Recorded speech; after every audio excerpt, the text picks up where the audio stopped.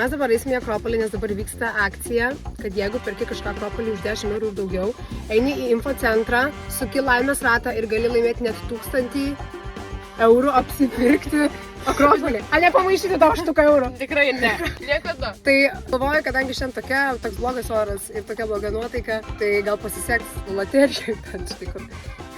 Tiesiog toliau debinu. Taip. Manau, kad mes einam į Maksimą, kadangi man yra dermatitas suaktyvėjęs ant veido, supirksim man maistą. Ta, ką aš toliau valgyti, o tai yra nieko! Exactly. Akcija. O gal tapkiu? Kokius gražus. Eik tu. Puiku. Mes paimsim agurko tikrai. Brokolis. O! Viskas apsipirkome, 13 eurų, dabar einame mes į infocentrą, nes ten yra laimės ratas, kurį mes suksime ir galbūt žiūrėsim ar laimėsim ką nors, 1000 eurų arba nieko mažulė. Spaus.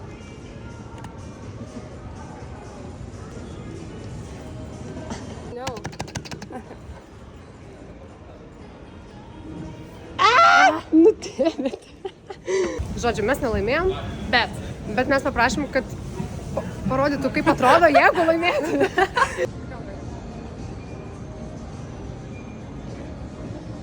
Draugystė laimėjo! Ačiū labai.